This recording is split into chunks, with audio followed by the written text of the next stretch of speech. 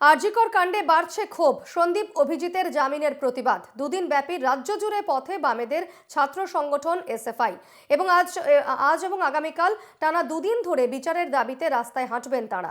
এই justice March আজ সকাল 10টা থেকে সোদপুর ট্রাফিক রোড থেকে শুরু হবে। গোটা দিন টানা হেঁটে আগামীকাল বারাসাত ডিএম অফিসে যাবেন তারা। প্রথম দিন মিছিল মধ্যমগ্রাম চৌমাথা পর্যন্ত পৌঁছবে। পরের দিন বারাসাত ডিএম অফিসের সামনে যাবে এই মিছিল। সেখানে ডিএম এর কাছে সাধারণ মানুষের থেকে সংগ্রহ 1 লাখ সই জমা দেওয়া হবে। সন্দীপ ঘোষ এবং অভিজিৎ মণ্ডলের জামিনের প্রতিবাদ এবং সেক্ষেত্রে ধীরে ধীরে বাড়ছে ক্ষোভ। দুদিন ব্যাপী রাজ্য জুড়ে পথে বামেদের ছাত্র সংগঠন এসএফআই।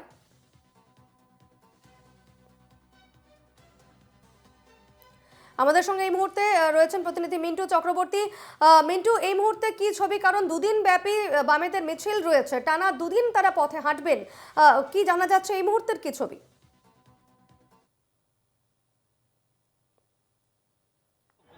গত 9 আগস্ট আরজিকর হাসপাতালে এক তরুণী ডাক্তারের ওপর নৃশংস অত্যাচার করে এবং তাকে খুন করা হয়। তার প্রতিবাদে বিভিন্ন সময় এসএফআইরা বিভিন্ন জায়গায় এরা পদযাত্রা করেছিল, কিন্তু গত 3 দিন আগে দেখা গেছে সুপ্রিম কোর্টের তত্ত্বাবধানে সিবিআই যে তদন্ত চলছিল তারা সেই সময় নির্দিষ্ট সময়ের মধ্যে চার্জশিট দিতে পারেনি এবং সেই কারণে আরজিকর হাসপাতালে প্রাক্তন অধ্যক্ষ সন্দীপ ঘোষ এবং টালা থানার ওসি এই মুহূর্তে জামিন পেয়ে যায়। সেই ঘটনার প্রতিবাদে আজকে এবং আগামীকাল ভারতের ছাত্র ফেডারেশনের উত্তর 24 পরগনা জেলা কমিটির পক্ষ থেকে সোদপুর থেকে মধ্যমগ্রাম হয়ে বারাসাত অবধি তারা পদযাত্রা করছে এবং আগামীকাল তারা রাজ্য জুড়ে যে সমস্ত অন্যায় অবিচারগুলো চলছে আরজিকর কাণ্ড সহ তার প্রতিবাদ করবে। আমি একটু কথা বলে নেব এসএফআইয়ের এক জেলা নেতার সাথে। কি কারণে আজকের এই মিছিল?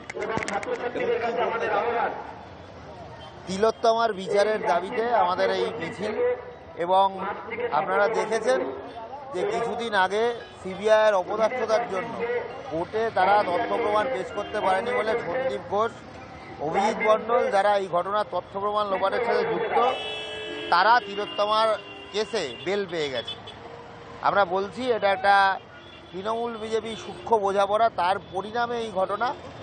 ওদের এই সেটিংয়ের রাজনীতির বিরুদ্ধে আমাদের লড়াই এবং তিলোত্তমা ঘটনার ফলে আমাদের রাজ্যে গত 13 বছরের যে ঘটনাগুলো উঠে এসছে, হুমকির সংস্কৃতি, ধর্ষণের সংস্কৃতি, তার বিরুদ্ধে আমাদের প্রতিবাদ, দুর্নীতির সংস্কৃতির বিরুদ্ধে আমাদের প্রতিবাদ এবং অতি অবশ্যই আমাদের ক্যাম্পাসে ক্যাম্পাসে যেভাবে গণতন্ত্রের কণ্ঠস্বর রুদ্ধ করা হয়েছে, যেভাবে ছাত্র সংসদ নির্বাচন আজকে বন্ধ, তার বিরুদ্ধে প্রতিবাদ জানিয়ে অবিলম্বে ছাত্র সংসদ নির্বাচনের দাবিতে, বেআইনি ইউনিয়নের নিষিদ্ধ ঘোষণা করার দাবিতে এবং অবিলম্বে ছাত্র সংসদ নির্বাচন ঘোষণা করে ক্যাম্পাসে গণতান্ত্রিক পরিবেশ ফিরিয়ে আনবার জন্য সমস্ত থ্রেড কালচার অবসানের দাবি নিয়ে আমরা আমাদের এই মিছিলের ডাক দিয়েছি। আজকে আপনাদের কর্মসূচি আপাতত কি? আজকে কি আছে?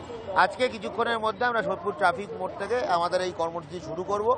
গত 4 মাস ধরে গোটা বাংলা যে গণজাগরণ দেখেছে তার একটা স্মারক হিসাবে সোদপুর ট্রাফিক মোড়কে আমরা তিলোত্তমা মোড় নামকরণের দাবি জানাচ্ছি। এই দাবির সমর্থনে এবং তিলোত্তমার বিচারের দাবির সমর্থনে আমরা গত 1 মাস ধরে গোটা জেলা জুড়ে 1 লক্ষ সই সংগ্রহ করেছি। সেই সমস্ত সই সংগ্রহ করে আমরা বারাসাত ডিএম অফিসে যাব।